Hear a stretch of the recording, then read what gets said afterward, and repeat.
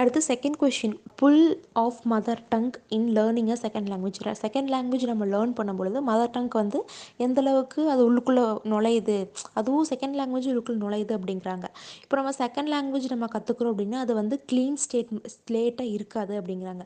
இப்போ ஒரு லேர்னர் வந்து இன்னொரு லாங்குவேஜ் கற்றுக்கணும் அப்படின்னா அட்லீஸ்ட் ஒரு லாங்குவேஜாவது அவர் முழுசாக தெரிஞ்சுக்கணும். அதாவது நம்மளுடைய ஃபஸ்ட் லாங்குவேஜ்னு வச்சுக்கலாம், முழுசாக தெரிஞ்சிருக்கணும். அப்போ தான் செகண்ட் லாங்குவேஜ் நம்ம கற்றுக்கும் பொழுது நம்மளோட லாங்குவேஜுக்கும் அந்த லாங்குவேஜுக்கும் நம்மளால் வந்து எக்ஸ்பீரியன்ஸ் பண்ணி பார்க்க முடியும் அப்படின்னு சொல்கிறாங்க. ஏன்னா ஒன்றுமே தெரியாமல் பண்ண முடியாது இல்லையா, அதுதான் சொல்கிறாங்க. அதுக்கப்புறம் இந்த நம்ம செகண்ட் லாங்குவேஜ் நம்ம கற்றுக்குறோம் இல்லையா, இது வந்து ஒரு கிராவிடேஷனல் ஃபோர்ஸ் மாதிரி நம்மளை இழுக்குது. தமிழ் லாங்குவேஜ் வந்து கிராவிடேஷனல் ஃபோர்ஸ் மாதிரி உள்ளுக்குள்ளே வருது இங்கிலீஷ் லாங்குவேஜுக்குள்ளே, செகண்ட் லாங்குவேஜ்குள்ளே அப்படின்னு சொல்கிறாங்க.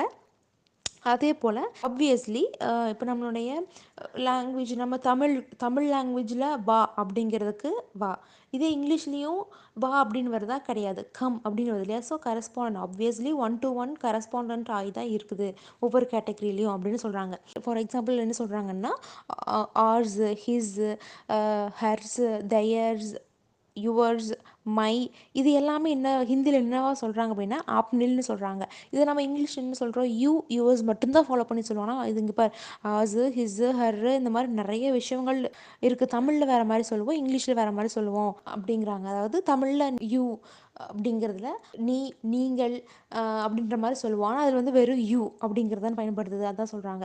அதுக்கப்புறம் என்ன சொல்கிறாங்க அப்படின்னா இப்போது இந்தியன் லாங்குவேஜில் நம்ம எடுத்துக்கிறோம் அப்படின்னா இது வந்து ஒரு கிளியர் கட்டாக இருக்காது.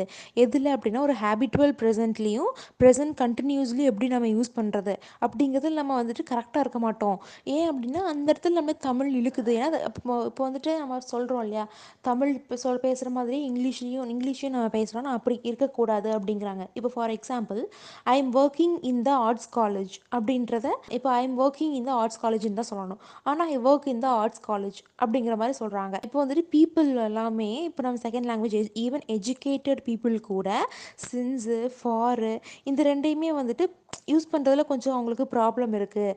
ஏன் அப்படின்னா இப்போது ஐ am working from this morning அப்படின்னு நம்ம சாதாரணமாக சொல்லிட்டு போயிடுவோம். ஏன் அப்படின்னா நான் காலையில் இருந்து ஒர்க் பண்ணுறேன். ஸோ அந்த காலையில் இருந்து அப்படிங்கும்போது ஃப்ரம் அப்படிங்கிற வேர்ட் நம்ம யூஸ் பண்ணுவோம். அதனால் நம்ம இங்கிலீஷ்க்கு நம்ம தமிழ்லேருந்து அப்படியே இங்கிலீஷ் சேஞ்ச் பண்ணுறதுனால அங்கே ஃப்ரம் அப்படிங்கிறத யூஸ் பண்ணுறோம். ஆனால் வந்து கரெக்டான சென்டென்ஸ் என்ன அப்படின்னா I have been working since morning, இதுதான் கரெக்டான சென்டென்ஸு. இதே பஞ்சாபிக்காரங்க, ஹிந்திக்காரங்கன்னா அவங்க வேறு ஏதோ ஒரு அவங்களோட லாங்குவேஜில் வேறு ஒன்றா இருக்கும். அதே போல் இங்கே வந்து கொஞ்சம் குழப்பிக்குவாங்க. அந்த லாங்குவேஜ் வந்து இந்தளவுக்கு ஊடுருவுது அப்படிங்கிறத இங்கே சொல்கிறாங்க, இந்தளவுக்கு புல் பண்ணுது அப்படிங்கிறத சொல்கிறாங்க. அதே மாதிரி Indian language there is no inversion இந்த கொஸ்டின் ஃபார்ம்ஸ். நம்ம வந்துட்டு கொஸ்டின் கேட்குறோம் அப்படின்னா நம்ம வேறு மாதிரி தமிழில் வேறு மாதிரி கொஸ்டின் கேட்போம், இங்கிலீஷில் வேறு மாதிரி அழுத்தம் கொடுப்போம்.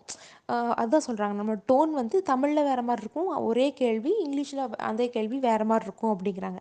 இப்போ ஹீ இஸ் அ டீச்சர் அப்படிங்கிறத நம்ம இஸ் ஹி அ டீச்சர் அப்படின்னு கேட்போம். ஆனால் தமிழில் பார்த்தா அவன் டீச்சரா அப்படின்னு சொல்லுவோம் இல்லையா, அதுதான் வேற ஒரு இடங்களில் டோன் வந்து மாறும், ரைசிங் டோன் வந்து மாறும் அப்படிங்கிறாங்க. The pull of mother tongue operates at different level, அதாவது இந்த மதர் டங் வந்து டிஃப்ரெண்ட் லெவல் ஆப்ரேட் ஆகுது.